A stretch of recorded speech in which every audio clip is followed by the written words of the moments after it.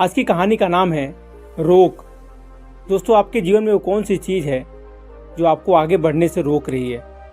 आज ये कहानी उसी पर आधारित है। ये कहानी और एक गुरु और शिष्य की है। कहते हैं कहानी, एक बार एक गुरु और शिष्य अपने गांव की तरफ जा रहे थे। वो जा रहे थे तो रास्ते में रात हो गई और काफ़ी अंधेरा हो गया।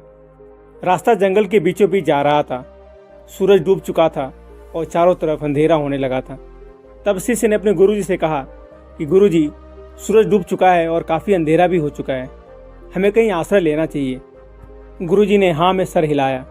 फिर वो आसपास में किसी गांव के एक घर के पास पहुँचे। जब वो घर के पास पहुँचे तो शिष्य ने उस दरवाज़ा को खटखटाया। जब शिष्य ने दरवाज़ा खटखटाया तो अंदर से एक गरीब आदमी निकला। तब गुरुजी ने उस आदमी को देखकर कहा, हम अपने गांव जा रहे थे, पर रात होने के कारण हमने सोचा कि आज रात यहीं पे गुजारेंगे। क्या आज रात हम आपके यहाँ रुक सकते हैं? यह सुनकर उस आदमी ने उन दोनों को घर के अंदर बुला लिया। जब गुरुजी अंदर गए तो देखा घर में बहुत ही ज़्यादा गरीबी थी। यह देखकर गुरुजी ने पूछा कि भाई, आप काम क्या करते हैं? उस आदमी ने कहा, मेरे पास खूब सारी ज़मीनें हैं। गुरुजी ने कहा कि जब तुम्हारे पास इतनी ज़मीनें हैं तो फिर तुम इतनी गरीबी में क्यों जी रहे हो?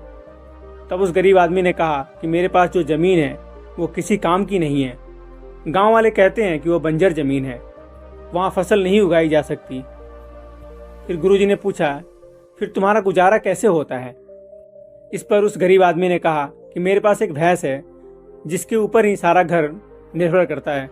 यह सुनने के बाद वो दोनों सो जाते हैं और जब रात को सब लोग सो रहे थे तब गुरुजी अपने शिष्य को उठाते हैं और उस आदमी के भैंस को खोलकर अपने गांव लेकर चले जाते हैं। वो शिष्य देखकर बहुत घबराता है। वो कहता है, गुरुजी, आप ये कहीं गलत तो नहीं कर रहे हैं? उस गरीब आदमी की रोजी रोटी इसी भैंस के सहारे चलती है, आप उसको भी चुरा कर ले जा रहे हैं। तब गुरुजी अपने शिष्य की तरफ देखते हैं और बिना कुछ बोले मुस्कुराते हुए आगे चलने लगते हैं।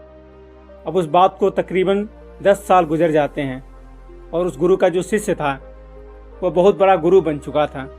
तब उसे उस गरीब आदमी की याद आती है। वो सोचता है, मेरे गुरु ने उस गरीब आदमी के साथ अच्छा नहीं किया था, मुझे एक बार जाकर देखना चाहिए कि वो गरीब आदमी किस स्थिति में है, जिंदा भी है कि मर गया।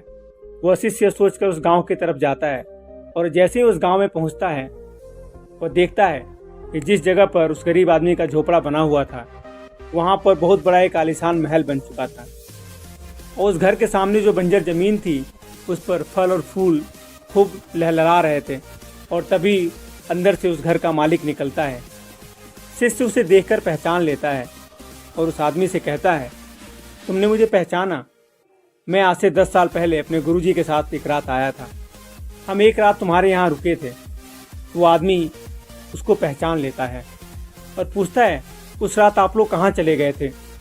और उस रात के बाद ही मेरी भैंस भी कहीं चली गई थी। मेरे पास उसके बाद कोई रास्ता नहीं था। तब मैंने अपने बंजर ज़मीन पर खूब मेहनत करी और काफ़ी मेहनत के बाद उस पर फसल उगने लगे और आज मैं अपने गांव का सबसे बड़ा और अमीर आदमी बन चुका हूं। यह सुनने के बाद शिष्य की आंखों में गुरुजी के लिए आंसू आ गए और उसे अब यह बात समझ आ गई। वह रोने लगा। वह समझ गया कि उसके गुरुजी ने ऐसा क्यों किया था। दोस्तों, इस कहानी से हमें यह सीख मिलती है कि हमारे पास भी बहुत कुछ है, हमारे अंदर भी बहुत कुछ है, लेकिन हमें किसी न किसी चीज़ ने रोक कर रखा है।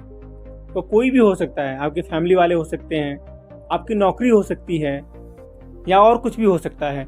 जरा आप भी देखिए कि आपके पास भी वो भैंस के जैसे कोई दूसरी चीज़ तो नहीं है जो आपको आगे बढ़ने से, मेहनत करने से रोकती है, जिस पे आप पूरी तरीके से निर्भर हो चुके हैं और जिससे आपको अपना सक्षम नहीं दिख रहा है, जिससे आपको अपना काबिलियत नहीं दिख रहा है। उस भैंस को खोजिए और उसको खोलकर भगा दीजिए।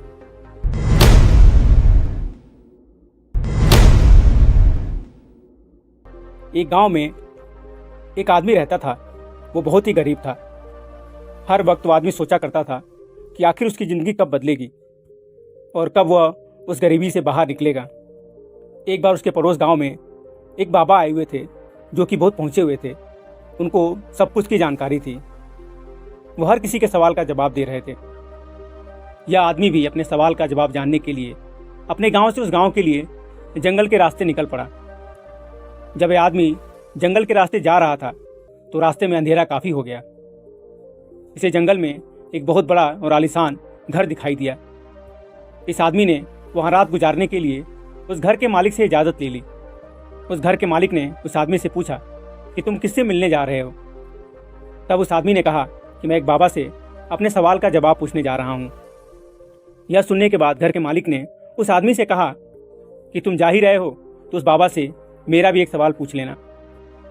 मेरी बेटी 20 साल की है और वो गूंगी है, तो उस बाबा से पूछना कि वो कब बोलना शुरू कर देगी।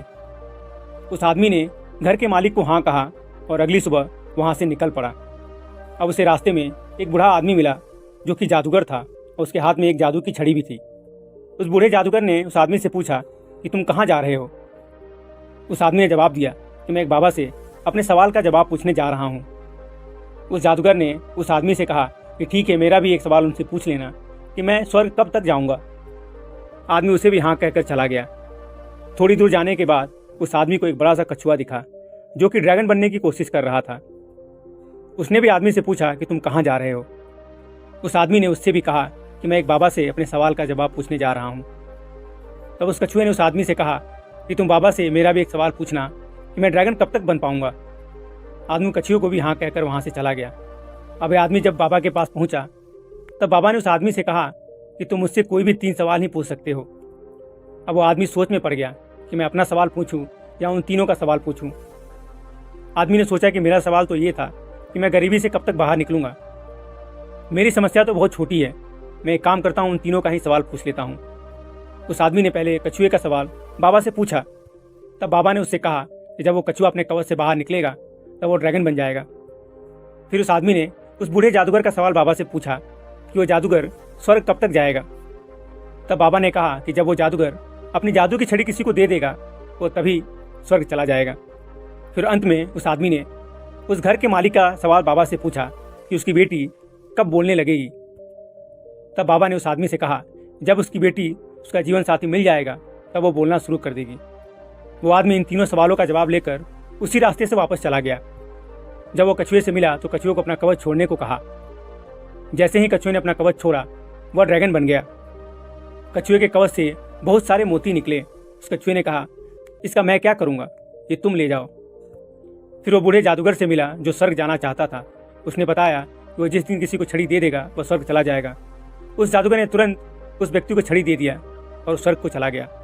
फिर अंत में वो आदमी उस घर के मालिक से मिला और उससे कहा कि जब तुम्हारी बेटी को उसका जीवन साथी मिल जाएगा तब वो बोलना शुरू कर देगी।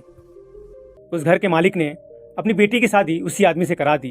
वो लड़की भी बोलने लगी। अब वो आदमी गरीब नहीं रहा, उसके पास धन, जादू की छड़ी और एक जीवन साथी भी मिल चुकी थी। दोस्तों, इस कहानी से हमें यह सीख मिलती है कि हमें कुछ पाने के लिए कुछ खोना पड़ता है। जिस दिन हम अपना खुद का स्वार्थ त्याग करना शुरू कर देते हैं और दूसरों के लिए सोचना शुरू कर देते हैं, उसी दिन से हमारे जीवन में खुशियाँ, हमारे जीवन में खुशहाली भरने लगता है। जिस दिन हम सोचने लगते हैं कि हमारी समस्याएं दूसरों की समस्याओं से बहुत छोटी है, उसी दिन से हमारे जीवन में सुख का आगमन होने लगता है।